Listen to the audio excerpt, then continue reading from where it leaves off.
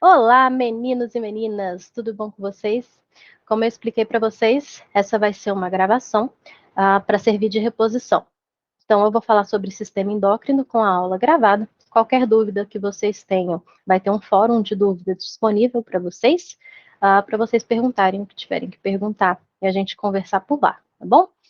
Vai ser também sobre o sistema endócrino o trabalho bimestral de vocês, para que esse conteúdo não caia na prova, já que a gente não teve uma aula ao vivo, digamos assim. Então, junto com essa aula, está lá postado em atividades o trabalho bimestral de vocês. E eu peço que vocês façam, porque para a maioria dos alunos depender inteiramente da prova pode ser um pouco arriscado. Então, façam os trabalhos que vocês tenham que fazer, assim diminui a chance de vocês reprovarem, mesmo que na prova as coisas não estejam tão boas assim, tá bom? Então, eu vou falar sobre o sistema endócrino. O sistema endócrino são os nossos órgãos que excretam hormônios e os seus respectivos hormônios. Existem vários órgãos que excretam hormônios. Alguns deles são glândulas, que servem basicamente para isso. Outros órgãos têm várias funções, dentre elas a de excretar alguns hormônios. Então, por exemplo, no nosso pâncreas, ele faz parte do sistema digestório, ele produz os sais pancreáticos que vão lá para o nosso duodeno, na nossa digestão, mas ele também produz hormônios. Ele produz, por exemplo, a insulina. Então, é um órgão que não é apenas uma glândula, ou que não tem apenas a função glandular, tem mais de uma função. Nosso fígado também faz algo parecido, e é sobre isso que a gente vai falar hoje. A gente vai falar das principais glândulas e seus respectivos hormônios. Claro que não dá para falar de todos os hormônios e de todas as glândulas que existem no corpo humano, porque senão a gente teria que falar de tecido adiposo, tecido muscular, tecido ósseo e vários órgãos que a gente tem aí, cada um com seus respectivos hormônios. Mas o básico a gente vai falar hoje, ou quando você estiver vendo esse vídeo. Então, vamos lembrar aqui do nosso conteúdo. Os hormônios no nosso corpo funcionam como mensageiros. Eles podem ir a outros órgãos, podem ir para o nosso cérebro, podem ir para a nossa pele, podem ir para diversas partes do nosso corpo. Fazer com que outras partes do nosso corpo, outros órgãos, outras estruturas, produzam as suas próprias substâncias. Vários órgãos do nosso corpo são tecidos glandulares, quer dizer, secretam algum tipo de hormônio. Mas nós vamos falar de algumas glândulas principais que secretam hormônios mais populares, digamos assim. E os hormônios, eles também têm a ação que pode ser de liberar ou estimular, aumentar a produção de algo, ou eles podem ter a função inibidora, de diminuir a função de algum órgão, de alguma estrutura. Então, são mensageiros que têm como função falar para outros órgãos, para outras estruturas produzirem ou não produzirem alguma coisa. Essa alguma coisa vai depender do órgão que eu estiver falando. E existe uma questão nos nossos hormônios, na maior parte dos hormônios, mas não em todos, que é o feedback negativo. O que é isso? Dependendo do nosso órgão, quando já existe uma quantidade de hormônio no nosso corpo, vai chegar uma mensagem para o nosso cérebro de que você já tem em quantidades suficientes esse hormônio. E aí o cérebro vai mandar para aquele órgão que produz esse hormônio uma mensagem falando não precisa produzir mais porque eu já tenho o suficiente. Um exemplo que a gente já comentou na nossa aula de sistema reprodutor feminino é o uso do anticoncepcional. A pílula anticoncepcional, a hormonal, ela vai trazer os hormônios que o seu ovário produziria naturalmente, mas em doses controladas. Aí, quando você está tomando a pílula anticoncepcional, chega no seu cérebro a mensagem de que você já está tomando aquele hormônio. Se você já está tomando, o seu ovário não precisa produzir. É um feedback que diminui, que negativa a produção de um hormônio. O uso exógeno de testosterona no homem vai ter um efeito semelhante nos testículos. O homem que faz uso da testosterona, seja injetável, seja gel, seja comprimido, enfim, manda uma mensagem para o cérebro e o cérebro fala: eu já tenho testosterona, então eu não preciso que os testículos produzem mais. E aí diminui a produção natural de testosterona. A mesma coisa por último, acontece com as nossas glândulas adrenais, que produzem hormônios corticoides. Sabe o tal do cortisol, dentre outros hormônios que têm um poder anti-inflamatório. Quando a gente toma corticoide, chega a mensagem para o cérebro de que já tem corticoide liberado na corrente sanguínea. Logo, a sua glândula adrenal não precisa mais produzir. E ela diminui a sua produção natural. Quando a gente para de tomar o corticoide, vai faltar o hormônio circulando no corpo, seu cérebro vai falar: ah, agora está faltando. Vou mandar mensagem para a glândula adrenal produzir mais o corticoide. E aí as coisas vão se equilibrando no nosso sistema dessa forma. Então, vamos começar falando de duas estruturas mães, duas estruturas principais do nosso sistema endócrino, que é a conexão de duas glândulas, o hipotálamo e a hipófise. As duas glândulas estão localizadas na nossa cabeça. O hipotálamo fica bem no meio do nosso cérebro, mais ou menos no rumo do nosso ouvido, assim, só que lá para dentro. E a nossa hipófise fica um pouquinho mais para baixo. Ela fica perto do fundo do nosso nariz. Tanto que quando é necessário fazer alguma cirurgia na hipófise, é comum que essa cirurgia seja através do nariz.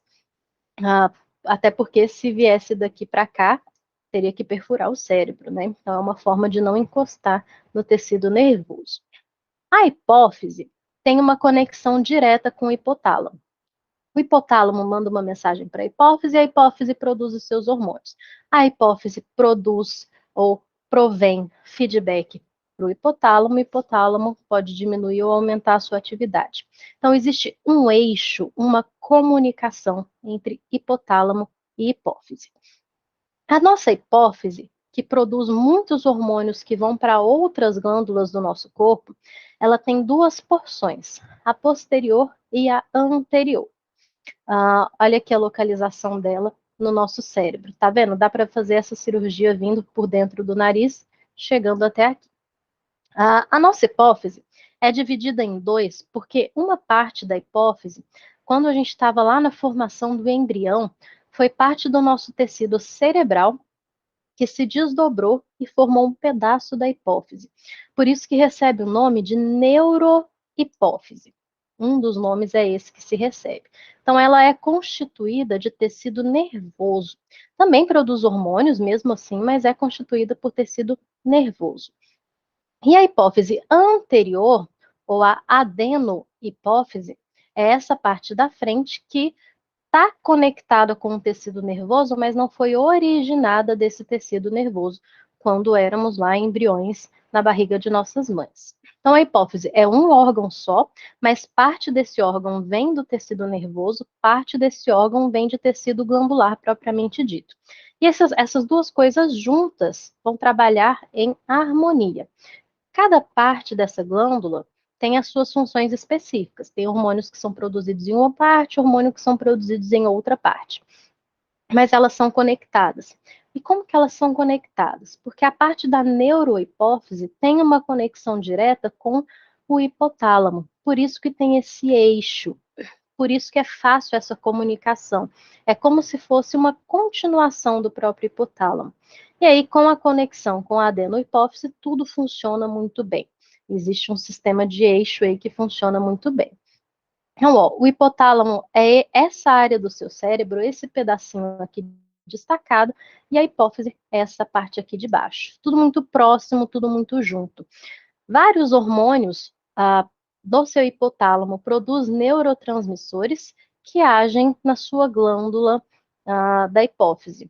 Agindo na parte da neurohipófise, você gera reações da adenohipófise também, ou da própria neurohipófise para as outras estruturas aí adjacentes. Outro nome que a glândula hipófise pode receber é o nome de glândula pituitária. É um nome um pouco mais antigo, assim como as trompas de Falópio, não tem mais tanto uso esse vocabulário, mas vocês podem encontrar na literatura ou ouvir as pessoas falando glândula pituitária. É a mesma coisa que a glândula hipófise. Bom? E aí, é importante a gente entender sobre o sistema endócrino que dificilmente eu tenho apenas um hormônio sendo produzido para ter uma reação no corpo. é muito comum que existam 3, 4 hormônios para a mesma função, como se fosse um efeito cascata. Então, eu tenho um hormônio em um órgão que manda hormônio para outro órgão, que produz o seu próprio hormônio, manda para outro órgão, e aí chega no efeito final. Está aqui para a gente ver um exemplo como isso acontece para o hormônio do crescimento, chamado de GH. Então, no hipotálamo, existe a secreção de um hormônio chamado GHRH. Esse hormônio GHRH chega na glândula hipófise, na parte anterior à adenohipófise, e faz essa parte da glândula produzir um outro hormônio, que é o GH propriamente dito. O hormônio GH vai cair na corrente sanguínea, vai passar por vários tecidos, músculo, osso, fígado, e esses outros tecidos vão fabricar outros hormônios com a finalidade do crescimento, do desenvolvimento. Então, por exemplo, pode passar pelo seu fígado e fazer o seu fígado secretar o hormônio IGF-1, o IGF-1-alfa, que é um hormônio que tem fator de crescimento. No seu tecido adiposo vai produzir outro hormônio, no seu tecido muscular vai produzir outro hormônio, e tudo isso no seu corpo todo vai ter essa finalidade do crescimento. Então, não é um hormônio que uma glândula produz e já chega no órgão-alvo e tem o seu efeito. Quase sempre vai ser um efeito cascata. Um hormônio que produz outro, que manda produzir outro, que manda produzir outro, e aí chega no hormônio final e tem a sua função. E claro, se eu dependo de vários hormônios ou de uma cascata inteira para ter um efeito, pode acontecer de eu ter um problema na fonte desse primeiro hormônio dessa cascata, e aí eu tenho um problema em toda a cascata. Se eu tenho um problema no hormônio, no hipotálamo, que produz o GHRH, eu não vou produzir o GH, eu não vou produzir o IGF-1 na quantidade adequada. Vou ter um efeito cascata das consequências também. Por isso que, às vezes, quando é necessário investigar um problema hormonal, já se pede um monte de hormônio. Para, se tiver um problema, eu identificar em qual etapa desse efeito cascata está o problema, para eu identificar a fonte, o órgão que está com esse problema. Então, se eu estou com deficiência de IGF-1, o problema pode estar nos músculos, o problema pode estar no fígado. Se o problema é no GH, então o problema pode estar lá na hipófise, que não está produzindo o GH, que vai até o fígado. Se eu tenho GH, mas em baixa quantidade, o problema pode ser em quem manda o GH ser produzido. Então, o problema pode estar no hipotálamo. Dá para fazer esse caminho reverso para identificar alguma patologia, por exemplo. E aí, vamos direto para a hipófise, que tem 1 quilo de hormônios que ela produz. A maioria dos hormônios produzidos pela hipófise tem o sufixo trófico. Então, gonadotrófico, tireotrófico, adenocorticotrófico, somatotrófico. Quando uma palavra, um hormônio, tem esse sufixo trófico, significa que ele é um mensageiro para outra glândula produzir o seu próprio hormônio. Então, a hipófise nem sempre produz o hormônio que vai direto para o órgão-alvo. Às vezes ela manda uma mensagem para outro órgão, para que esse outro órgão produza o seu hormônio e aí chegue no órgão-alvo. Levando em conta esse sufixo, se a gente considerar aqui, por exemplo, hormônio gonadotrófico, é o hormônio que vai da hipófise para as gônadas. Gônada feminina, ovários. Gônada masculina, testículos. Então, é um hormônio que vai para as gônadas, falar para as gônadas produzirem o seu próprio hormônio. No caso dos ovários, está falando para eles produzirem progesterona ou estradiol, estrógeno. No caso dos testículos, vai falar para o testículo produzir a testosterona. No hormônio tireotrófico, está indo para a tireoide, falar para a tireoide produzir os seus próprios hormônios, T3, T4, calcitonina.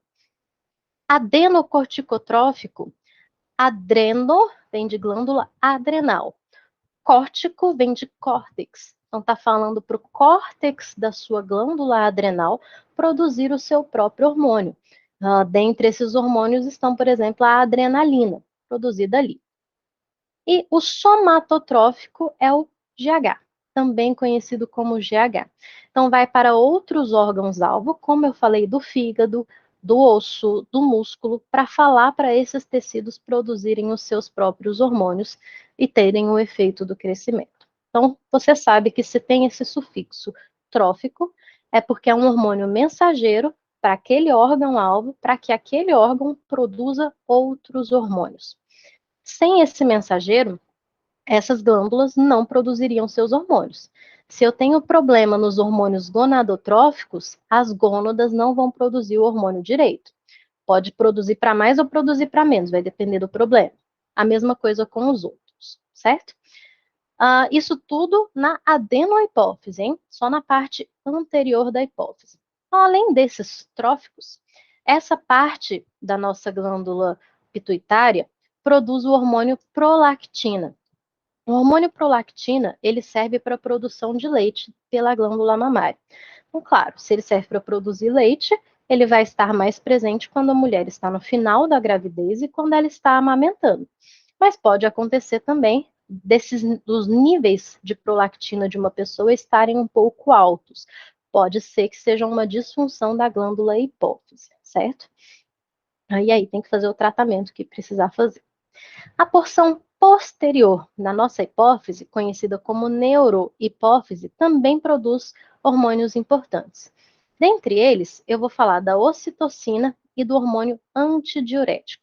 A ocitocina está muito relacionada com o corpo feminino, porque ela está relacionada com a contração dos úteros e a contração das glândulas mamárias para a expulsão do leite, quando o leite foi produzido pela prolactina. Mas no homem também tem suas funções, porque a ocitocina tem funções neurológicas, altera as nossas conexões nervosas, produz alguns neurotransmissores. Então, não é só um hormônio exclusivo da mulher. Na mulher é que tem um papel específico. E o hormônio antidiurético é o que inibe a produção de urina. Diurese é o fato de produzir e eliminar urina. Antidiurese, antidiurético, é um hormônio que inibe a produção de urina. Quando que vai acontecer essa inibição? Quando a gente não tiver tanto volume sanguíneo assim para desperdiçar na forma de urina. Quando você toma muita água, por exemplo, você inibe esse hormônio. Então, você produz muita urina. Quando você consome álcool também. O álcool é antidiurético. Então, você inibe esse hormônio natural e você fica diurético. Você produz mais urina que o normal para o seu corpo. Então, tem algumas explicações aqui que vocês podem ver com calma depois. Os slides já estão disponíveis para vocês. E vamos falar de algumas coisas um pouquinho mais específicas, né, de algumas áreas do nosso corpo. Só para vocês verem esse tipo de tabela, está mostrando para a gente qual é o hormônio, por quem ele é secretado e qual a região que libera ou estimula a secreção desse hormônio. É aquele caminho inverso que eu falei para vocês. Então, o hormônio do crescimento, também conhecido como somatotrofina, é secretado por somatotrófos. Esse hormônio é liberado como hormônio do crescimento GHRH, que depois vira apenas o GH. E qual hormônio que inibe, por algum motivo, essa secreção? Então, da mesma forma que a gente tem um hormônio que estimula o crescimento, a gente tem um hormônio que inibe o hormônio que estimula o crescimento. Nesse caso aqui, é a somatostatina. É muito comum também que substâncias com esse sufixo aqui, estatinas, sejam inibidores, tá? É muito comum. Então, o hormônio tireoestimulante, o tireoide estimulante, a tireotrofina, é liberada pelo hormônio TRH, liberador de tireotrofina. E por quem que ele é inibido? Pelo hormônio inibidor do hormônio do crescimento. E aí tem alguns outros hormônios. A gente tem o hormônio folículo estimulante, FSH, que tem a função de aumentar a produção de estrógeno no corpo da mulher e de testosterona no corpo do homem. O hormônio luteinizante também tem a função no corpo da mulher de liberar progesterona e tem função parecida com a da testosterona no corpo do homem. E não tem um inibidor específico, nem todos os nossos hormônios têm inibidor específico. Em alguns casos, existe apenas o feedback negativo. Quer dizer, se o seu corpo, seu cérebro, a sua hipófise, seu hipotálamo, pode filtrar o sangue e perceber que está sobrando aquele hormônio, ele mesmo para de produzir aquele hormônio, sem precisar de mais um hormônio para falar para ele parar de produzir aquele hormônio, tá bom? Outros exemplos aqui, prolactina, que vem do hormônio liberador da prolactina. Prolactina é aquele que aumenta a produção de leite, ou que estimula a produção de leite. Quem que inibe a prolactina? O hormônio inibidor da prolactina, que é a dopamina, um neurotransmissor. Dopamina é um hormônio de euforia, mas quando ele está em excesso, é um hormônio da irritabilidade também. Então, uma mulher que está extremamente nervosa, extremamente ansiosa, ela pode estar com altos níveis de dopamina e inibir a sua produção de leite. Olha como é interessante. Em casos de mulheres que sofrem muito durante o parto e que sofrem até violência obstétrica, elas podem ter níveis muito aumentados de dopamina, dentre outras coisas, e isso pode inibir a produção de leite naquele primeiro momento do nascimento do filho, ou até nos primeiros dias. Mas é possível que as coisas se reequilibrem e aí ela volte ou comece a produzir leite. Às vezes é necessário o uso de medicamentos para controlar essas estruturas, mas é possível contornar, digamos assim, essa situação. O hormônio adrenocorticotrófico, também conhecido como corticotrofina, vai falar para a gente produzir os corticoides, por exemplo. Enfim, outros estimulantes.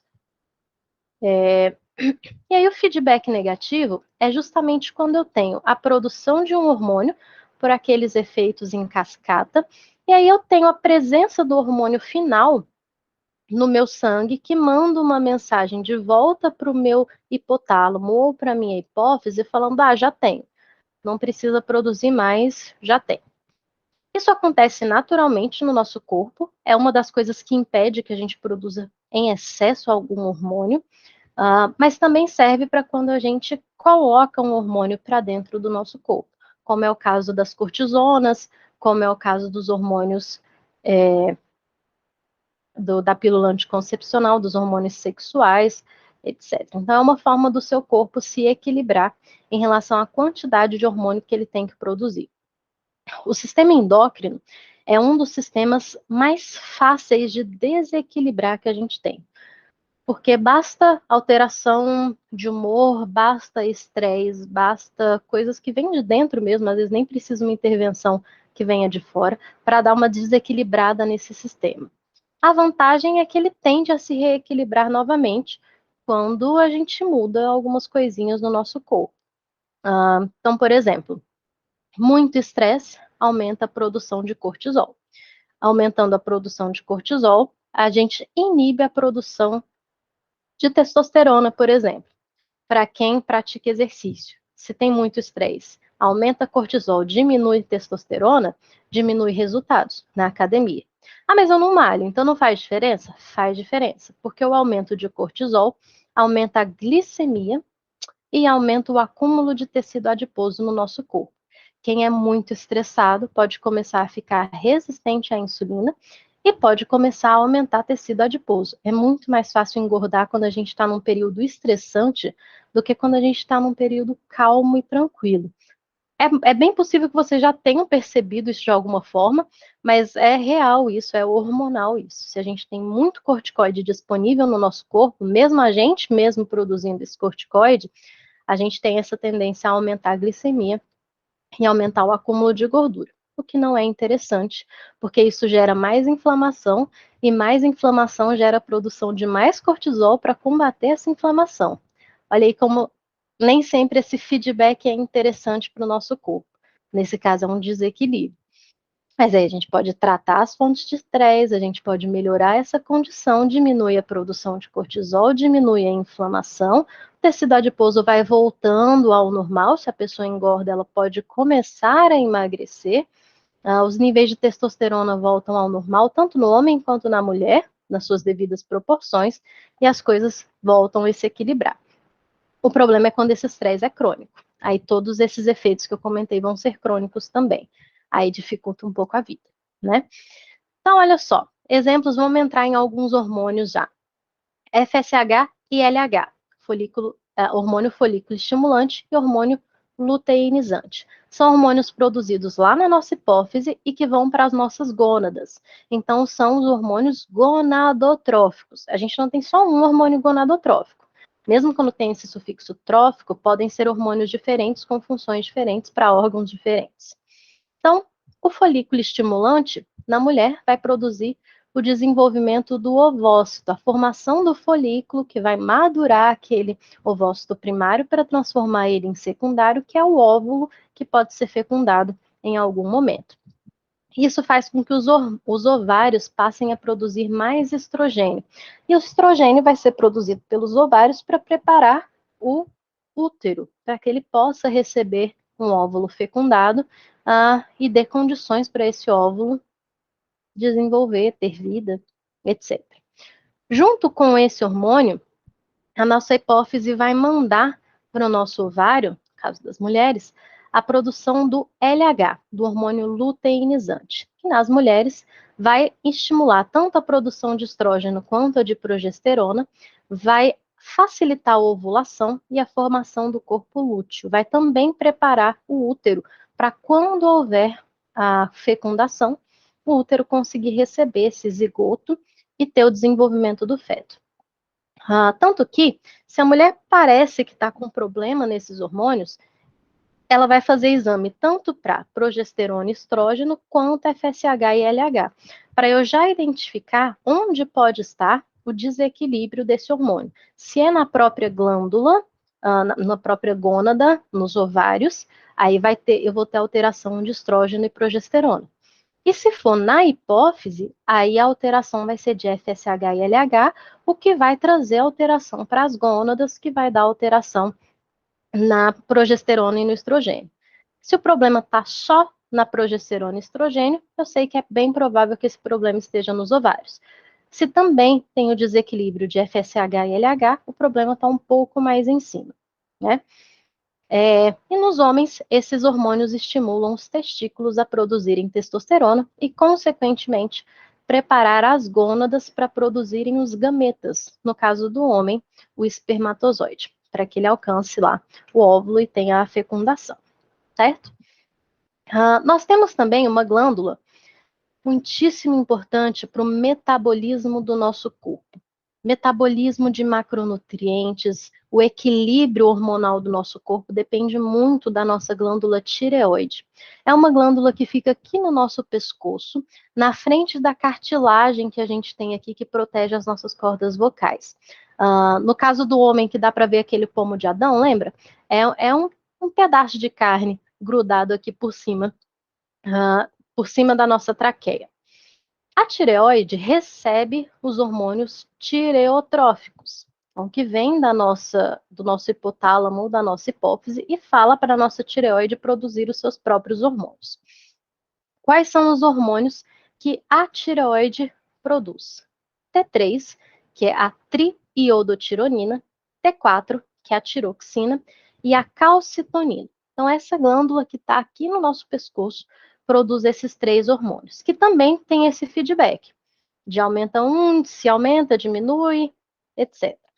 Para que servem esses hormônios da nossa tireoide? Eles falam com o nosso metabolismo. Eles deixam o nosso metabolismo mais lento ou mais acelerado, dependendo da quantidade de cada hormônio. Está relacionado com o nosso metabolismo de carboidrato, proteína e lipídio, seja para falar para você gastar mais essas fontes de energia ou para você guardar mais, armazenar mais energia, aumentando, por exemplo, o tecido lipídico, né? E está relacionado com as expressões gênicas. Então, os genes das suas células vão falar se você precisa de mais metabolismo, ou metabolismo mais acelerado, ou menos acelerado. Quando a gente tem problema no equilíbrio de T3 e T4, a gente tem problema de metabolismo, que é a hipo ou a hiper, o tiroidismo. E aí a gente tem que saber, caso haja desequilíbrio nos hormônios da tireoide, qual é a fonte desse desequilíbrio? O problema está na tireoide propriamente dita, ou está nos hormônios tireotróficos que tem que chegar na tireoide e mandar a tireoide produzir os seus hormônios? É isso que vai ser investigado. Pode acontecer de estar produzindo hormônio demais, e aí a pessoa tem que tomar remédios inibidores, ou produzindo hormônio de menos, e aí a pessoa vai repor esses medicamentos. Tem alguns casos de tumores na tireoide, podem ser benignos ou malignos, mas que podem causar a necessidade de retirar a tireoide, fazer uma cirurgia ou fazer uma radioiodoterapia, por exemplo, para matar as células dessa glândula que está completamente descontrolada e só os medicamentos podem não ser o suficiente para regular. No caso de um câncer, a glândula em si vai ser retirada, mas se for um tumor benigno, pode causar esse desequilíbrio, e aí eu ter que dar um basta nessa glândula. A pessoa que tem essa condição, que retira ou que inibe o funcionamento da tireoide, ela repõe esses hormônios por comprimidos. Vai repondo e vai se organizando, percebendo no seu corpo qual é o ponto de equilíbrio, quando não está nem de mais nem de menos. Aí regula a dose certa e vai tomando essa dose aí para o resto da vida. Existe uma outra síndrome também, chamada tireoidite de Hashimoto. É uma doença autoimune, então o sistema de defesa do corpo começa a atacar as células da tireoide, que produzem os seus hormônios. E aí essa pessoa tem desequilíbrio dos hormônios da tireoide por conta de uma doença autoimune. Pode ser que essa inflamação regrida e aí ela não precisa intervir com muita coisa, mas pode gerar a necessidade de repor esses hormônios desequilibrados da tireoide. Aí a pessoa faz tratamento com endócrino e repõe esses hormônios na medida da necessidade. Havendo necessidade, ela toma o remédio e vai organizando a dose, como eu comentei. Um outro hormônio que a tireoide produz, muito importante para a manutenção da nossa saúde, é a calcitonina. O que a calcitonina faz? Ela diminui a concentração de cálcio no sangue. Então, no seu sangue vai ficar disponível menos cálcio. Inibe a atividade dos osteoclastos e a absorção de cálcio dos intestinos. Ou seja, você come, mas vai absorver menos cálcio nos seus intestinos. Absorvendo menos, você tem menos cálcio na corrente sanguínea. Se faltar cálcio na sua corrente sanguínea, pode acontecer de você ter que pegar cálcio emprestado da sua maior reserva de cálcio, que são os ossos. Então, você pega lá dos ossos para botar na corrente sanguínea e esse ciclo vai continuando. A gente vai ver que a calcitonina conversa com o paratormônio, um outro hormônio de outra parte da tireoide. E aí equilibra. O paratormônio vai aumentar o que a calcitonina diminui. E aí vai organizando o metabolismo do cálcio nos nossos ossos e no nosso sangue. E a gente vai ver que é a tal da homeostase, não é algo constante, é algo que fica se reequilibrando dinamicamente o tempo todo. Pois é o que a gente vai ver daqui a pouquinho. Então, a glândula tireoide é essa grandona aqui, só que na parte de trás da tireoide ainda existem 4 pequenos nódulos, 2 em cima, 2 embaixo, que vão receber o nome de paratireoide. Não produzem os mesmos hormônios da tireoide. Então, a tireoide produz hormônios tireoidianos e a paratireoide produz hormônios paratormônios, ok?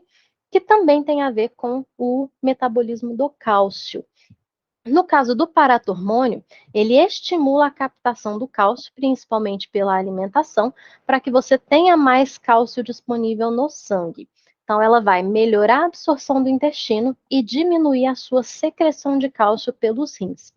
Se uma pessoa está com deficiência de cálcio, esses dois hormônios, a calcitonina e o paratormônio, têm que ser analisados. Será que eu estou com deficiência de cálcio porque eu não estou absorvendo ou porque eu estou depositando demais nos ossos, por exemplo? E aí vai investigar qual é a possível causa dessa condição, né? O que acontece quando eu tenho problemas de tireoide? Quando eu tenho hipertireoidismo, então quando eu produzo demais os hormônios da tireoide, principalmente T3 e T4, eu tenho sintomas como taquicardia, tremores, perda de peso, não necessariamente intencional, né? Os olhos tendem a ficar exudados, eles tendem a ficar um pouco para fora, saltados, e essa pessoa tende a desenvolver muito nervosismo e irritabilidade. Então, quando eu tenho excesso de metabolismo, tudo está em excesso. O coração está batendo mais rápido, aumenta a produção de dopamina, o que pode gerar esses tremores, o que gera também essa irritabilidade, diminui a produção de serotonina, que traz para a gente uma sensação de bem-estar e diminui a irritabilidade. A perda de peso, porque o metabolismo como um todo fica acelerado, porém, é possível que esses excessos gerem muita produção de cortisol. O cortisol acumula tecido adiposo. Então, não necessariamente uma pessoa com hipertiroidismo é magra. Ela pode compensar essa perda de peso pelo excesso de cortisol. Ah, e claro que quando a gente fala de sintomas, um sintoma não dá o diagnóstico de uma doença. São vários sintomas que levam uma pessoa a investigar, aí faz exame de sangue, o que tiver que fazer, aí se observa se tem de fato mais ou menos hormônio, no caso da tireoide. Só um sintoma desse não serve de diagnóstico. Então, por exemplo, eu conheci uma menina que estava desenvolvendo hipertiroidismo, e aí tinha taquicardia, o olho começou a saltar, aparece o bócio, que é o pescoço fica arredondado, inchado, principalmente aqui. A pessoa tende a ficar mais inchada no corpo todo, mas ela não perdeu peso, pelo contrário, ela ganhou. Por quê? Era tanto, aumenta a ansiedade, aumenta isso, aumenta aquilo, e faculdade, não sei o quê, ela comia demais. Então, ela compensava um possível aumento de metabolismo comendo mais do que o metabolismo dela aguentava. E aí ela acabou engordando, que nem sempre acontece com pessoas que têm hipertiroidismo. E no caso dela, às vezes de olhar pode pensar, deve ser hipo, porque engordou. Não, no caso dela era hiper, porque a hiper fazia ela comer demais, e aí ela engordou. Depois que ela começou a se tratar, né, teve o diagnóstico, foi reorganizando os hormônios da tireoide, foi voltando as coisas ao normal. E no caso da falta de hormônio da tireoide, produção insuficiente, eu vou ter fadiga, cansaço, desânimo, é uma pessoa que não tem energia, que é como se ela não tivesse comido. Sabe quando você está com muita fome, que você fica mole? A pessoa fica assim, mesmo que a alimentação esteja em dia, esteja adequada. Falta energia. Outro sintoma comum é o intestino preso, que é a constipação. Tem excesso de sono, dorme demais e está sempre cansado, não recupera. Aí é muito comum perda de memória e de concentração. Fica difícil para a pessoa pensar, raciocinar. Só que, perda de memória e falta de concentração pode acontecer nos dois casos, porque uma pessoa nervosa, irritada, ansiosa, também tem perda de memória e de concentração. Por isso que é preciso investigar e não com um sintoma ter um diagnóstico. Só para lembrar, né, quando eu falo de sistema endócrino, a área médica que trabalha com isso é a endocrinologia. Claro que não é um único profissional que pode te pedir exames. Então, ginecologista pode te pedir exame de sangue pedindo alguns hormônios, reumatologista, qualquer médico pode pedir os exames. Mas para tratamento de condições endócrinas, o ideal é que você seja acompanhado, pelo menos também, de um endocrinologista, e não apenas das especialidades, digamos, secundárias, à parte endócrina, né? Como que funciona esse metabolismo do cálcio? De maneira um pouco mais clara, um pouco mais desenhada e mostrando para vocês a questão do equilíbrio, que o nosso equilíbrio é dinâmico, ele não é estático, a gente não está o tempo todo do mesmo jeito, né? Vamos começar daqui. Eu tenho um aumento de cálcio no sangue, porque eu comi e absorvi, então aumentou o cálcio no sangue. A sua tireoide vai perceber essa mensagem de que está sobrando cálcio no seu sangue, vai produzir a calcitonina, que vai, como uma coisa boa, aumentar a sua deposição de cálcio nos ossos. Ótimo. Tá vendo como você precisa do hormônio da tireoide para não ficar com os seus ossos fracos? Beleza. Só que, ao mesmo tempo, vai falar para o seu intestino diminuir a absorção do cálcio e para os seus rins diminuírem a reabsorção do cálcio. Você vai absorver menos quando você come e você vai ejetar mais na sua urina. Consequentemente, isso faz os níveis de cálcio caírem.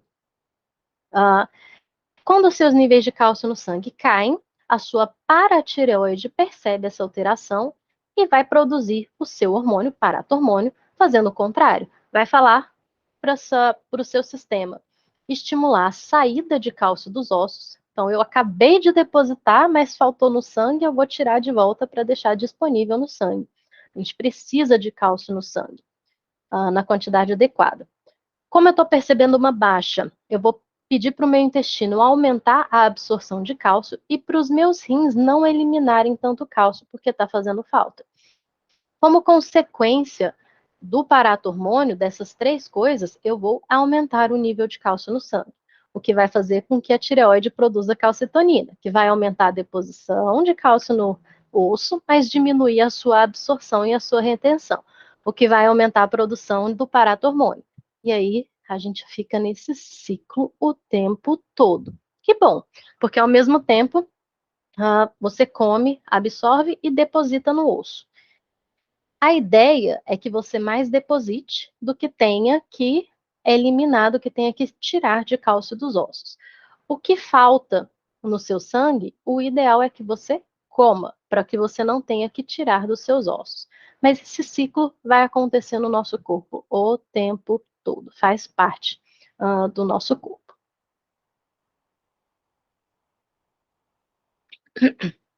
E aí, vamos falar da nossa glândula adrenal, também conhecida como suprarrenal, justamente porque ela está acima sobre os nossos rins. Então, acima dos nossos rins, a gente tem um tecido, parece um tecido adiposo e é de fato rico em gordura, mas é uma glândula, não é meramente um pedaço de gordura aleatório por aí. A gente pode ver aqui que essa glândula é dividida em duas partes. Uma parte mais do lado de fora. Se está do lado de fora, a gente chama de córtex. Então, é o córtex adrenal. Lembra do hormônio adrenocorte, de córtex trófico? É o que vai chegar nessa área da glândula adrenal para falar para ela produzir os seus hormônios. E também no meio da nossa glândula adrenal, a gente tem a medula. Medula geralmente é o que fica no meio, mais profundamente nas estruturas. A medula da nossa suprarrenal produz outros hormônios. Cada parte produz um hormônio específico. Então, no córtex, a gente vai produzir hormônios glicocorticoides, hormônios feitos de colesterol mais uma molécula de glicose, por isso glicocorticoides. Esses hormônios têm efeito anti-inflamatório no nosso corpo. Então, quando você tem uma alergia, por exemplo, seu sistema imunológico está aumentando a atividade dele, vem a produção de corticoide do seu rim, da sua suprarrenal, para melhorar essa inflamação, tendo um efeito anti-inflamatório. Quando não é suficiente, a gente vai e toma os corticoides que podem ser comprados na farmácia. É justamente fazendo o papel dessa glândula para diminuir a inflamação, né? Lembrando que a gente tem que ter muito cuidado com o uso de glicocorticoides como remédio anti-inflamatório, porque existe o feedback negativo. Quando você começa a consumir os corticoides, você fala para a sua adrenal que ela não precisa mais produzir, porque você já está consumindo. E aí a sua glândula fica acomodada não produzindo, se você tomar esses corticoides por muito tempo. Se não me engano, são mais de 15 dias para ter esse efeito. E aí, o que acontece se você tirar de uma vez o corticoide comprimido? Sua glândula não vai voltar a produzir de uma vez, ela vai precisar de um tempo parecido, de mais ou menos 15 dias, para voltar a produzir nas suas quantidades normais.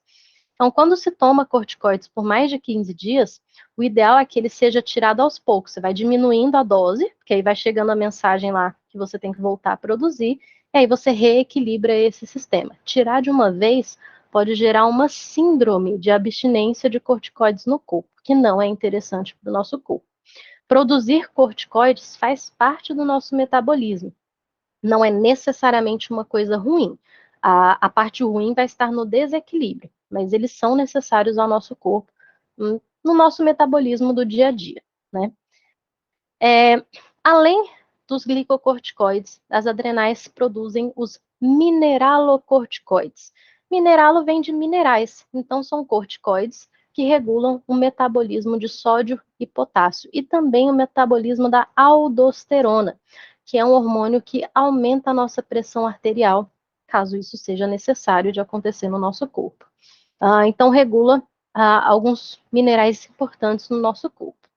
E as adrenais também produzem hormônios androgênicos, como a testosterona.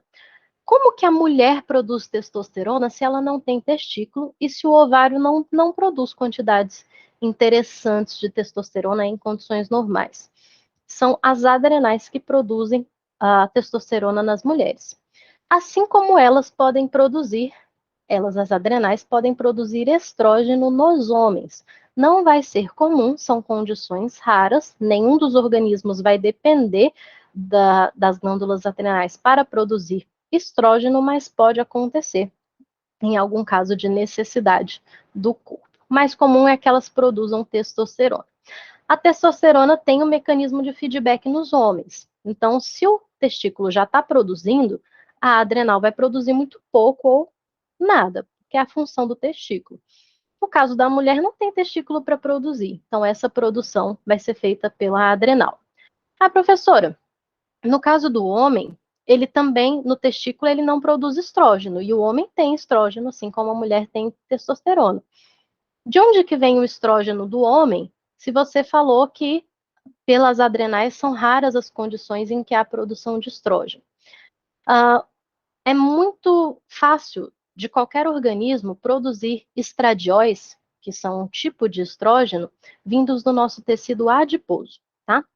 No nosso tecido adiposo acontece um fenômeno hormonal chamado aromatase. E a aromatase transforma um pré-hormônio, que poderia virar outra coisa, mas quando ele passa pelo tecido adiposo e ele sofre aromatase, ele vira estrógeno. O homem pode produzir estrógeno pelo tecido adiposo. Inclusive, se houver excesso de tecido adiposo, ele pode ter excesso de estrógeno. E testosterona e estrógeno são um pouquinho competitivos. Quando um está em alta, o outro tende a estar em baixa. Então, se o homem está produzindo muito estrógeno, porque ele tem muito tecido adiposo, ele tem uma tendência a diminuir a sua produção natural de testosterona. Uma tendência, não quer dizer que é assim, ponto final. As duas coisas podem estar equilibradas, tá? No caso da mulher também, quando ela aumenta a produção de estrógeno, ela pode inibir a produção de testosterona, já que ela nem testículo tem, já não é fácil produzir testosterona.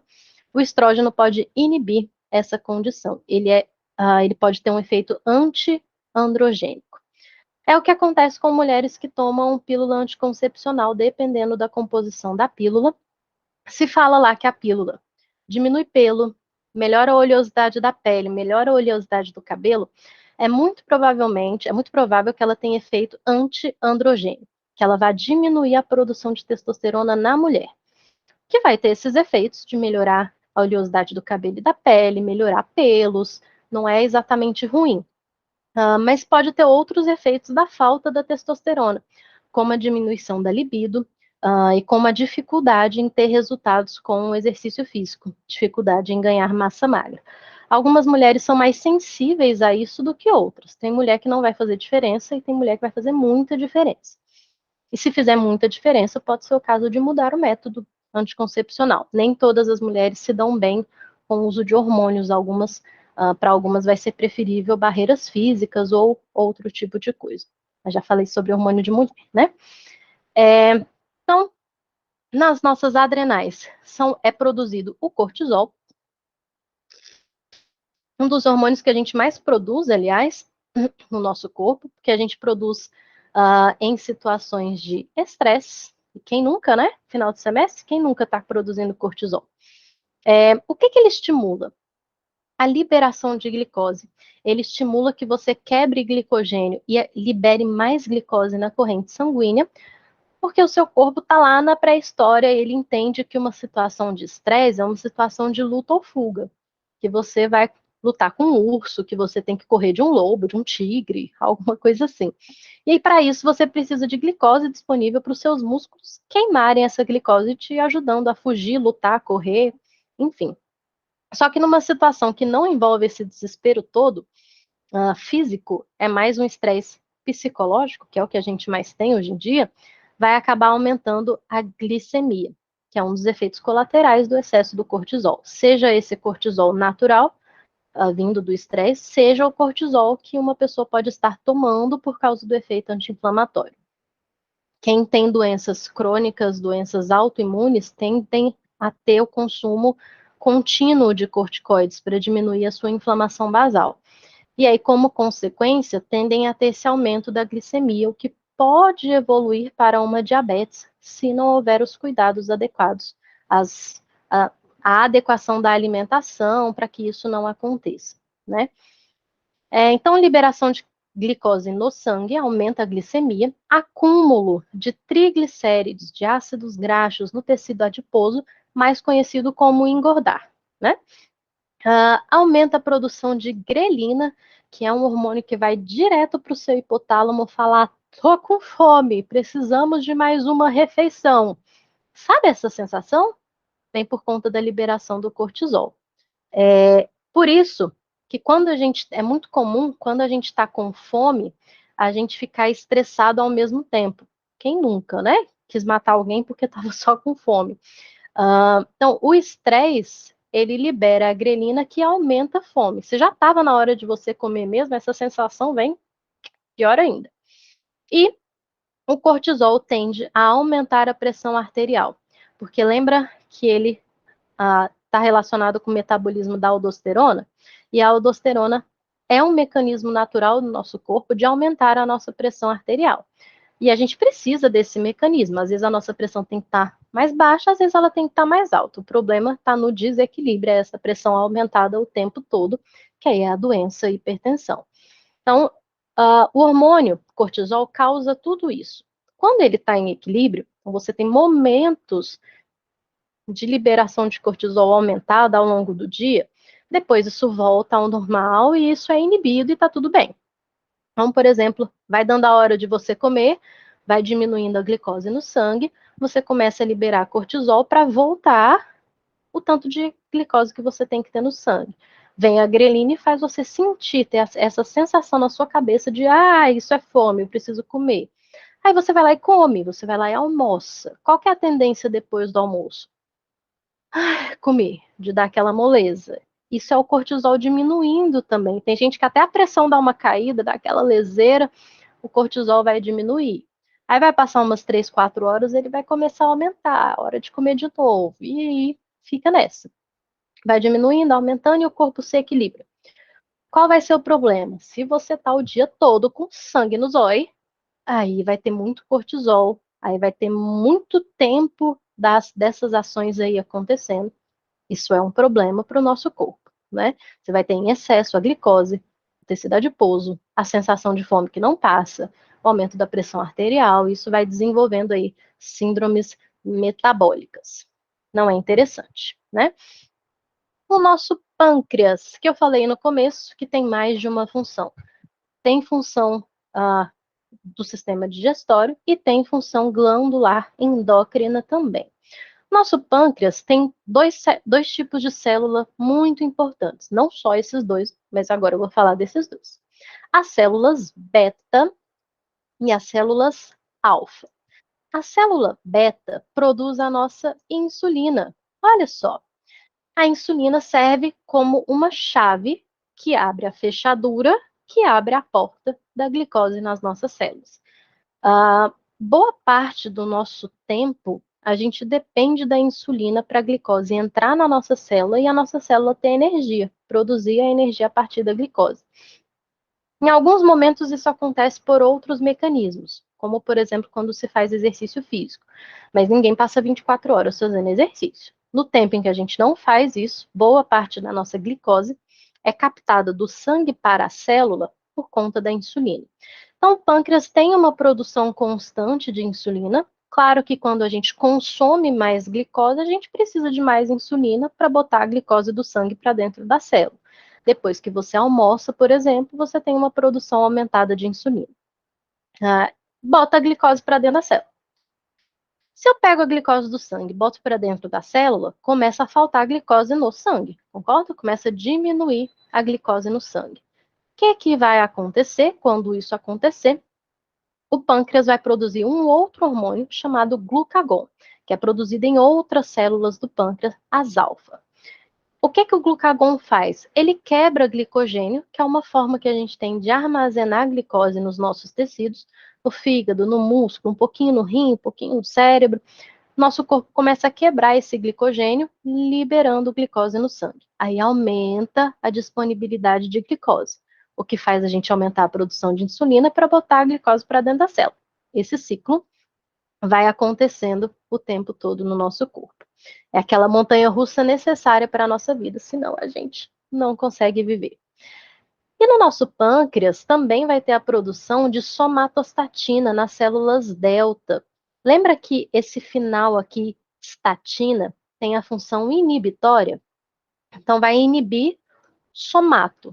É aquele músculo, é aquele hormônio que vai produzir o GH. Lembra que eu falei que tem o produtor e o inibidor? Nesse caso, a estatina vai inibir a produção da somatotrofina, que é quem vai produzir o GH. Quando há a necessidade, a gente inibe a produção de GH. Certo? E aqui, só a título de curiosidade, como que a glicose é capaz de entrar na nossa célula muscular quando a gente não tem a produção de insulina ou quando a gente precisa de tanta glicose dentro da célula muscular que só a insulina não é suficiente. A gente vai ter um transportador de glicose chamado GLUT4 no nosso músculo, que quando tem a contração muscular vinda do exercício, esse GLUT4 é a porta, vai lá para a membrana, deixa a glicose entrar na célula, mesmo que não haja produção de insulina. É um mecanismo muito eficiente, mas precisa da contração muscular. Então, só vai acontecer quando houver exercício físico, ok? Então, olha aí o nosso pâncreas, que bonitinho. Tem aqui as nossas células. Em alguns pontos do fígado tem as células beta, do fígado, ó, do pâncreas, desculpa. Tem as células beta e pode acontecer dessas células beta serem destruídas, serem disfuncionais, não funcionarem direito. Quando a pessoa já nasce com uma tendência genética para que essa célula não sobreviva muito tempo, começa a perder a sua função logo depois do nascimento, essa condição vai ser chamada de diabetes mellitus tipo 1, que é uma condição genética. Pode acontecer dela se manifestar muito rápido no bebezinho ali, que ainda está amamentando apenas, e pode ser que ela demore um pouco para aparecer os sintomas, para se instalar, porque vai demorar, vai ser relativo ao tempo que essas células vão perdendo a sua função de produzir insulina. Mas a pessoa nasce com essa condição genética e só vai acontecendo a doença ao longo da vida. Ela nasceu para ter essa doença, que é a diabetes tipo 1. Aí, se a pessoa não produz insulina, ela tem que consumir insulina para compensar essa história toda. Então, é a pessoa que vai fazer injeções de insulina diariamente. Tem insulina que tem um efeito muito imediato, mas dura 2, 4 horas. Tem insulina que tem um efeito mais lento, mas vai durar 8 horas. Tem insulinas de vários tipos, de vários jeitos de usar hoje em dia, né? Mas é uma pessoa que vai precisar de um uso mais constante de insulina. O que é diferente da diabetes tipo 2. A diabetes tipo 2, a pessoa tem a célula, o pâncreas funciona, mas quando a insulina chega na célula, a célula não reconhece a chave na fechadura. A célula fala: não sei quem é você, não vou abrir a porta para a glicose. Então, o pâncreas está bem, o problema estão nos receptores da insulina. E aí não adianta a pessoa tomar mais insulina. Ela tem que melhorar a quantidade de glicose na corrente sanguínea. São doenças diferentes, né? Pode acontecer da pessoa que tem diabetes tipo 2 não se tratar e começar, pelo excesso de trabalho dessas células beta, começar a ter morte das células beta, num estágio muito avançado da doença, quando ela não é tratada. E aí a pessoa começa a ter perda de produção de insulina, mesmo não tendo não vindo com essa origem genética. Isso pode acontecer também, tá? Hormônio antidiurético, também conhecido como vasopressina. Ele é produzido na neurohipófise, então na porção posterior da hipófise, e ele é antidiurese, então ele inibe a produção de urina. E ele é inibido quando a gente toma algo diurético ou quando a gente consome álcool. Por que que quando a gente toma bebidas alcoólicas, de repente a gente começa a fazer xixi que não para mais e vai fazer, aí você para, gente, eu não bebi tanto assim, não foi tantos litros de bebida que eu consumi, como é que eu tô fazendo esses litros todos de urina? É porque esse hormônio que regula o nosso volume sanguíneo por meio dos rins, eliminando mais ou menos urina, de repente ele chega lá no cérebro alto e fala, ó, você que lute. E aí a gente acaba produzindo mais urina, eliminando mais urina, o que como consequência nos desidrata, diminui o nosso volume sanguíneo. Daí, por isso que é necessário ingerir água junto com o álcool para não ter desidratação. Inclusive, muitas vezes a ressaca está muito mais ligada à desidratação do que a qualquer outro fator. Porque essa desidratação pode chegar, inclusive, no nosso cérebro. O nosso cérebro pode encolher, sabia? Depois de consumo de muito álcool, principalmente pelo uso de destilados, que tem mais álcool por menos volume de líquido. E aí o nosso cérebro desidrata, murcha, dá uma dor de cabeça do inferno, e tem todas as consequências que, né, não são interessantes para a gente. Por isso que é importante consumir água para compensar essa perda que vai existir no caso do consumo de álcool, né? Existe um tipo de diabetes que não está relacionado com glicose nem com insulina, que é a chamada diabetes insípidos.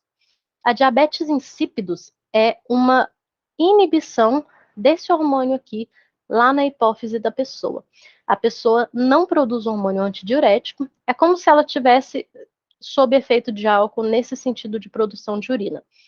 Existe o hormônio sintético para ela consumir, para inibir um pouco o excesso de urina que ela produz, mas algumas pessoas não conseguem, têm reação, não conseguem usar esse hormônio, ou ele não tem grande efeito. E aí é uma pessoa que produz muita urina, mas como consequência se desidrata. Então precisa consumir muita água para poder produzir tanta urina sem passar mal. Por quê? No caso de uma pessoa normal, você está muito tempo sem beber água, vem a sede, vem os sintomas, o seu corpo começa a inibir a sua produção de urina. Por isso que a urina fica muito amarela, fica muito concentrada, porque você está mandando menos água para lá para manter a água no seu sangue. A pessoa que não tem esse filtro, essa chavinha, ela vai inibir você precisando ou não. E aí, se você faz muita urina sem consumir muita água, é um processo de desidratação muito sério, muito, muito sério, que o corpo não regula sozinho, no caso dessa diabetes insípidos especificamente, ou no caso de uma pessoa que bebe muito água, muito álcool sem balancear com a água, né? Então, eu já vi casos de estudante que consumia entre 1 a 2 litros de água a cada 2 horas. Então pense, ela tomava quase 20 litros de água por dia. O nosso normal é 3. Um tanto bom, 3 litros de água por dia, principalmente aí tá chegando a seca. Então ela urinava demais e para não desidratar ela tinha que beber muita água. Tanto que era uma estudante que tinha passe livre na escola para ir ao banheiro. Ela não precisava ficar pedindo permissão, assim. Geralmente ela ia entre as aulas, aí de hora em hora ela ia lá, urinava e bebia muita água, que ela tinha que cuidar dessa condição, ela não podia se desidratar. A ocitocina, você pode ouvir a ocitocina sendo chamada de hormônio do amor. Tem fisiologista que vai arrepiar de ouvir um termo como esse. Mas por que hormônio do amor? De onde surgiu isso? Se descobriu que quando duas pessoas se apaixonam, ou quando você se apaixona por alguém, sabe aquele negócio do olhinho brilhar? Isso também aumenta a liberação de ocitocina. A ocitocina ajuda pessoas a formarem vínculos afetivos, principalmente quando esse vínculo é correspondido, né? Aí são duas pessoas produzindo ocitocina por conta do contato uma com a outra, e isso gera laços afetivos. Não necessariamente no sentido sexual, podem ser laços afetivos como a mãe com o filho, o pai com o filho, né? Laços de amor mesmo. Então, a ocitocina ajuda o nosso cérebro a amar as pessoas. Nem sempre funciona, nem sempre a ocitocina é suficiente, mas a ideia é mais ou menos essa. E qual a relação da ocitocina com a mulher e o filho?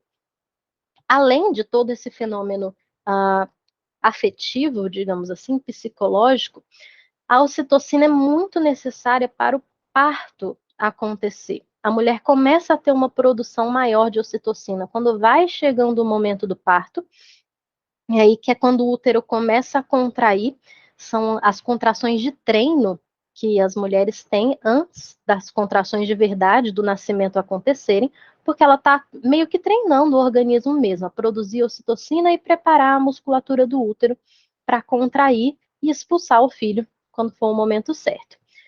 Então a ocitocina ela vai no útero causar as contrações musculares do útero e vai também nas mamas, no tecido mamário da mãe, expulsar o leite que a prolactina estimulou a produzir. Então, ele não aumenta tanto a produção de leite. O leite vai ser produzido porque teve a prolactina e aí ele vai ser expulso da mama por conta da ocitocina.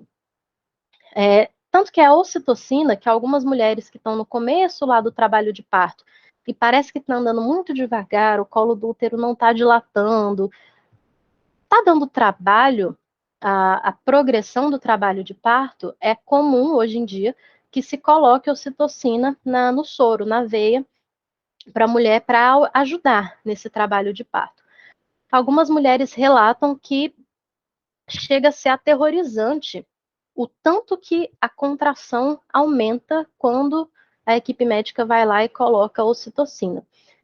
Tanto que é uma discussão sobre violência obstétrica, se deve se sair colocando ocitocina para todo mundo, porque às vezes não estava na hora de ter tanta ocitocina, às vezes o trabalho de parto ainda ia progredir, não tinha que ter essa pressa.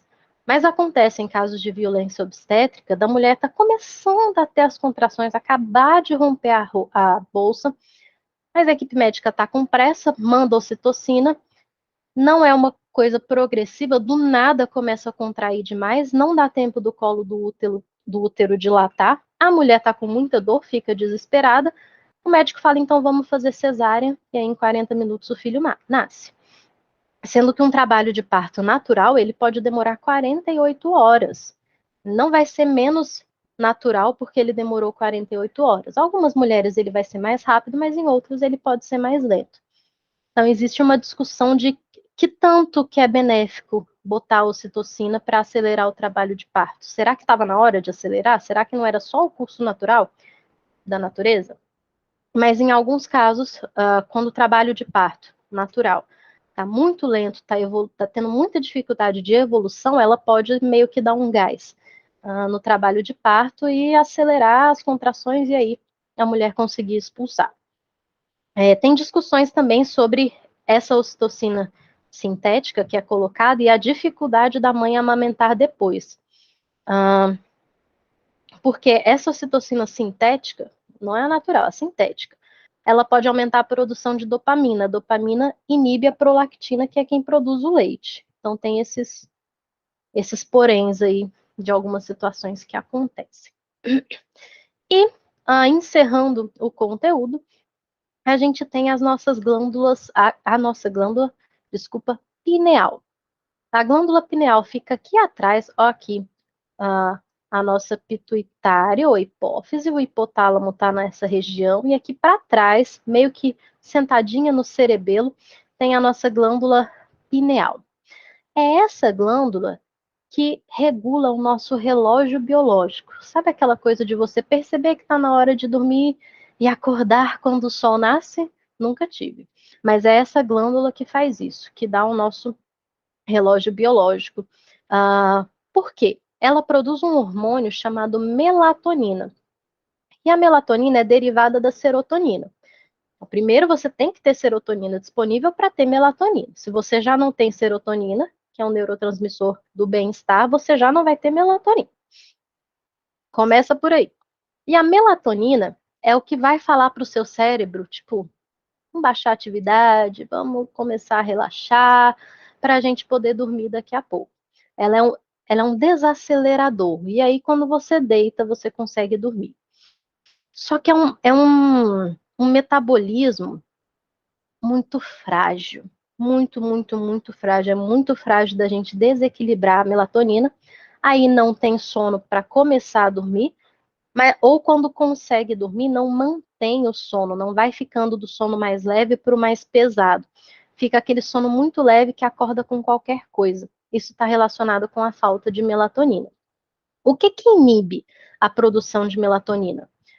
Uma das coisas que inibe de forma muito eficiente é luz. Seja a luz solar, seja a luz de lâmpada, luz fluorescente de lâmpada, e seja a luz de celular, sabe? Aquela pessoa que vai dormir, tá tudo escuro, o quarto tá escuro e tá aquela luz no olho e a pessoa tá lá. Nossa, eu não tô com sono. Nossa, tá difícil de dormir. Sabe essa pessoa? Pois é, a luz do telefone, a luz branca, especificamente, seja da luz fluorescente, seja do telefone, a luz branca que vem pelos nossos olhos inibe a produção de melatonina, fica mais difícil de pegar no sono. Você diminui a qualidade do seu sono se você fica muito exposto à luz antes de dormir, quando já anoiteceu, ou, né, pelo celular antes de dormir.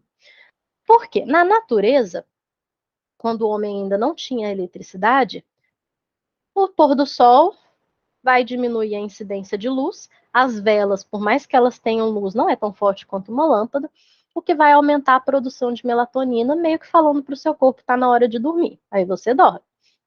Aí o sol vai nascendo, vai aumentando a claridade, a quantidade de luz, vai diminuindo a produção de melatonina, você acorda. E aí esse ciclo natural deveria acontecer com a gente.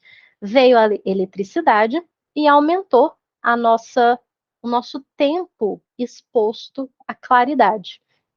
Já que escureceu, você acende a luz e está lá claridade no seu olho. E outro fenômeno que aumentou demais a nossa exposição à claridade é o celular. Porque antes você não ficava numa sala comum olhando para a lâmpada, olhando para a claridade, você olhava para o ambiente. Com o celular, você olha para a luz, você olha para a lâmpada propriamente dita, que é a tela do celular. Então, inibiu ainda mais a produção de melatonina. Já conseguiram produzir, sintetizar a melatonina. É possível você comprar esse suplemento de melatonina. No Brasil, não é permitida a venda de melatonina pronta, digamos assim. É permitido que você pegue uma receita com o médico e mande manipular a melatonina. A gente sabe, né, que dá para comprar a melatonina. Aí vem 1 miligrama, 3 miligramas, 5 miligramas, 10 miligramas.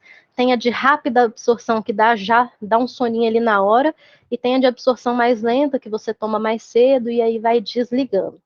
Mas não adianta, por exemplo, você tomar melatonina para dormir logo ou para dormir melhor e ficar com a cara no telefone, inibindo a melatonina ao mesmo tempo, né? Por isso que se fala muito da higiene do sono. Você preparar o ambiente, diminuir contato direto com luz, com celular, com computador, deixar a escuridão, aumentar a sua produção de melatonina, e aí vem o soninho e aí você dorme.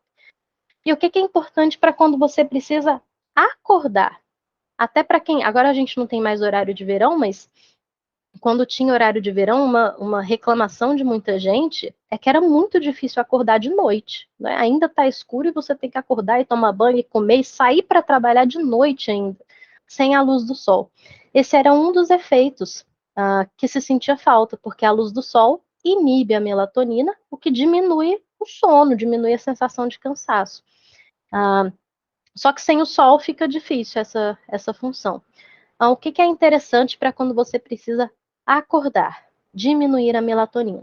A exposição à luz. Se possível, à luz do sol, porque já tem outros benefícios, como a produção de vitamina D, que também é um hormônio produzido pela nossa pele. Mas eu já ouvi, pelo menos, esse conselho de você acordou, e você precisa realmente acordar, não basta só abrir o olho, tem que acordar de fato. É interessante você olhar para o céu um pouquinho, não é para o sol, é para o céu, a parte clara, para deixar entrar pela luz dos seus olhos, diminuir a melatonina do seu corpo e te ajudar a acordar. Eu já fiz o teste comigo, não fez diferença não. Com sono eu estava, com sono eu continuei. Mas existem estudos mostrando que a exposição a luzes fluorescentes diminui a produção de melatonina. Então, por exemplo, profissões que precisam virar à noite trabalhando, profissão da saúde, de segurança, enfim, estar em ambientes com luzes fluorescentes melhorava para a pessoa não ter sono, para a pessoa conseguir lá cumprir o seu plantão, o que fosse com menos sono, com menos melatonina. Além do café, né, a luz fluorescente, por causa da luz que vem pelos nossos olhos, inibe a produção de melatonina, facilita ali a passagem dessas horas pelo plantão e por aí vai. Você ter que ficar acordado em um ambiente escuro é muito mais difícil, mas escuro mesmo, sem celular, sem tela. É muito mais difícil do que você ficar acordado em um ambiente com bastante luz. Né? Então, se você precisa ficar acordado à luz, de preferência do sol, pode te ajudar, né? E aí, só para liberar vocês, só para terminar o conteúdo, em relação a um sistema que envolve o nosso rim, a nossa glândula adrenal e a nossa pressão arterial, que é o sistema renina-angiotensina-aldosterona. Então, o que é cada uma dessas coisas? A renina é uma enzima liberada pelos seus rins, não pela adrenal, pelo rim propriamente dito. Quando há necessidade de aumentar a pressão para a filtragem do seu sangue. Se você está com a pressão muito baixa, os seus rins não filtram o seu sangue direito, tem pouca perfusão. Se o rim percebe essa baixa da pressão, ele vai começar a produzir renina. Produziu renina, que é regulada justamente pelos perceptores de pressão que estão nos seus rins. Essa produção da renina vai estimular a produção de angiotensina. A gente tem a 1 e a gente tem a 2. E a gente tem as enzimas conversoras de angiotensina. Converte a angiotensina 1 em angiotensina 2. Esses dois hormônios são excelentes vasoconstritores, quer dizer, vão fechar os seus vasos sanguíneos, o que aumenta a sua pressão arterial. Quando isso acontece, chega lá no seu córtex da glândula adrenal, essa mensagem de que você está estimulando o seu corpo a aumentar a sua pressão arterial e o seu córtex da suprarrenal vai produzir a aldosterona para ajudar na manutenção desse aumento da pressão arterial. Ajudar como? Vai falar para os seus rins reterem mais sódio e outros sais. O que o seu rim eliminaria pela urina, a aldosterona vai falar para ele ficar com ele, reabsorver e deixar na corrente sanguínea. O que vai acontecer com a sua corrente sanguínea ou com seus tecidos se você aumenta a concentração de sal? Você altera a osmolaridade e você começa a reter mais líquido, propriamente dito, o que vai aumentar o volume sanguíneo. O que pode gerar o feedback negativo, porque se eu aumento o volume sanguíneo, eu aumento a pressão. Então, pode falar para todo esse sistema que eles podem diminuir os seus hormônios, porque a pressão já está aumentada. E aí essas coisas se reequilibram. Lembra da homeostase dos rins? Reequilíbrio, reequilíbrio, reequilíbrio. Aumenta a liberação de hormônio antidiurético, que retém a água pelos rins, e aí você faz menos xixi, retendo mais água, retendo mais líquido entre os tecidos também. Quando esse sistema se equilibra, você aumenta o volume sanguíneo, esses hormônios podem diminuir a sua produção, contrair, constringir menos as suas artérias, os seus vasos, aí a pressão se reequilibra novamente. Então ela dá uma aumentada, mas depois ela diminui. O problema vai estar no excesso de produção desses sistemas que deixam a sua pressão aumentada o tempo todo, e não apenas numa condição especial, num tempo que você parou, ficou sem beber água e por aí vai. Aí a pessoa pode ter a pressão aumentada, a hipertensão arterial, por conta da desregulação desse sistema. Como que esse sistema pode se desregular? Se você tem uma pressão aumentada por um tempo muito longo, sem cuidar, pode acontecer das suas células dos rins sofrerem lesão. E aí, em vez dele ler e regular o tanto de renina que ele tem que produzir, ele começa a produzir muita renina e muita consequentemente, muita angiotensina e muita aldosterona. São coisas que vão fazer a sua pressão arterial subir e que o rim já não está controlando sozinho.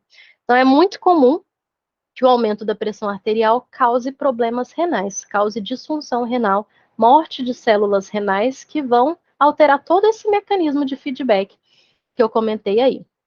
Assim como é muito comum que um dos primeiros medicamentos que se usa quando uma pessoa parece estar com hipertensão é justamente o diurético. Ele vai inibir essa liberação de ADH, vai fazer com que o seu corpo, eliminando mais urina, elimine mais sódio e sal, o que vai diminuir o volume sanguíneo, que pode ajudar a diminuir esse sistema. Se esse sistema todo aí, envolvido na hipertensão, já tiver instalado, só o diurético não vai ser suficiente para regular. Eu até regulo o volume sanguíneo, mas os vasos vão continuar fazendo a vasoconstrição, aumentando a pressão arterial. Aí vem os hormônios que vão inibir, por exemplo, a conversão de angiotensina 1 em angiotensina 2. São os inibidores das ECAs 2, das enzimas conversoras de angiotensina 2. Se eu diminuo a produção de angiotensina 2, eu diminuo um hormônio que vai causar vasoconstrição. O vaso relaxa e eu diminuo a pressão arterial. Então, um dos medicamentos usados nesse sistema é um inibidor de ECA2.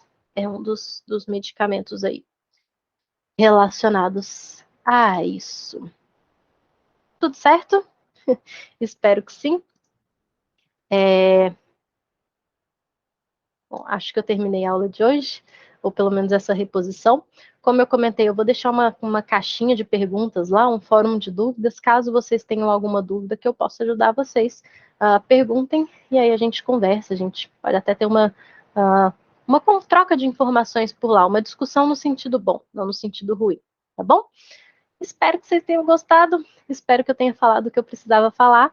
Qualquer coisa, usem a caixa de dúvida e a gente se vê na aula na terça-feira à noite. Até daqui a pouco.